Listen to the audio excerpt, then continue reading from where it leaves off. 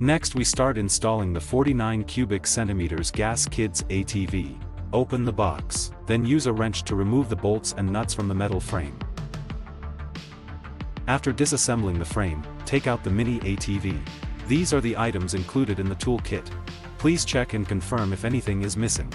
The tools you will need for front tire assembly are number 5 Allen wrench and number 17 wrench.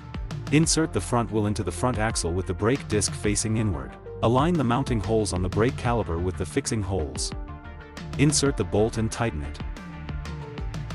Screw in the nut on the front wheel.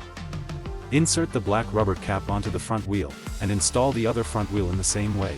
The tools you will need for handlebar and number plate assembly are number 10 wrench. Align the press block with the mounting hole and insert the bolt near the seat direction.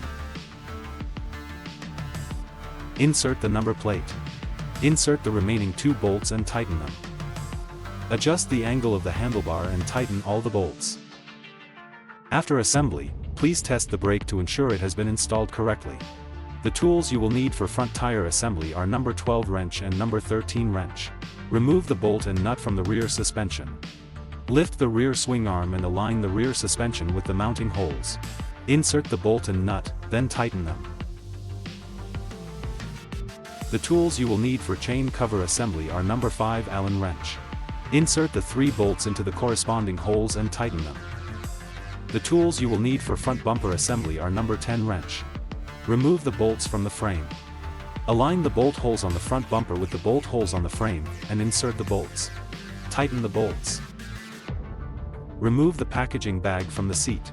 Align the slot under the seat with the frame and insert it. Push down the rear end of the seat to secure it in place. Peel off the protective film from the stickers, and your ride is ready to enjoy.